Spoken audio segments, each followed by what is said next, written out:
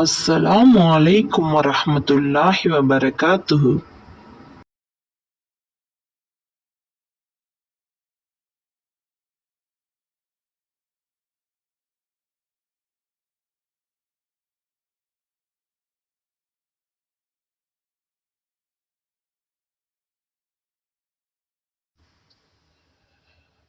நம்பிக்கை கொண்டவர்களாயினும் யூதர்களாயினும் கிறிஸ்தவர்களாயினும் சாபியீன்களாயினும் எவர்கள் அல்லாஹுவையும் இறுதி நாளையும் உண்மையாகவே நம்பிக்கை கொண்டு நற்செயல்களை செய்கிறார்களோ அவர்களுடைய கூலி அவர்களுடைய இறைவனிடத்தில் அவர்களுக்கு நிச்சயமாக உண்டு. மேலும் அவர்களுக்கு எவ்வித பயமும் இல்லை. அவர்கள் துக்கப்படவும் மாட்டார்கள். தூர் என்னும் மலையை நாம் உங்களுக்கு மேல் உயர்த்தி உங்களிடம் வாக்குறுதி வாங்கிய சமயத்தில் நாம் உங்களுக்கு கொடுத்த தௌராத் என்னும் வேதத்தை உறுதியாக கடைபிடியுங்கள். அதில் உள்ளதை எப்போதும் சிந்தனையில் வையுங்கள். அதனால் நீங்கள் இறை அச்சமுடையவர்களாக ஆவீர்கள் என்று கூறினோம். இதற்கு பின்னும் நீங்கள் வாக்கு மாறிவிட்டீர்கள்.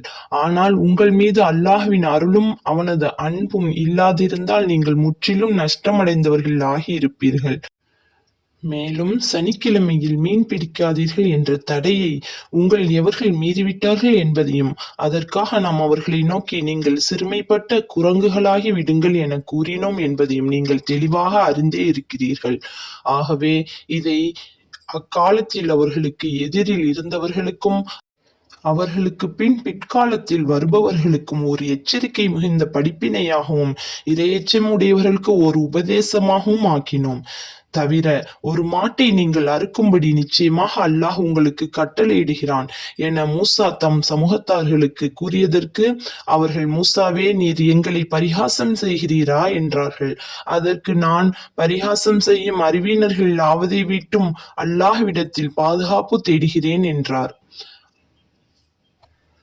அந்த மாட்டின் வயது என்ன என்று எங்களுக்கு அறிவிக்கும்படி உமது இறைவனை கேட்பீராக என்றார்கள். அதற்கு மூசா, நிச்சயமாக அது கிழடும் அல்ல, இளங்கன்றும் அல்ல, மத்திய பருவத்திலுள்ள ஒரு மாடு என அவன் கூறுகிறான் என கூறி, உங்களுக்கு இடப்பட்ட கட்டளைகளை நீங்கள் நிறைவேற்றுங்கள் என்றார். அதற்கு அவர்கள், அதன் நிறம் என்னவென்று அறிவிக்கும்படி நீர் உமது இறைவனை கேட்பீராக என்றார்கள். அதற்கு மூசா, அது பார்ப்பவர் மனதை கவரக்கூடிய களப்பற்ற மஞ்சள் நிறமான மாடு என அவன் கூறுகிறான் என்றார்.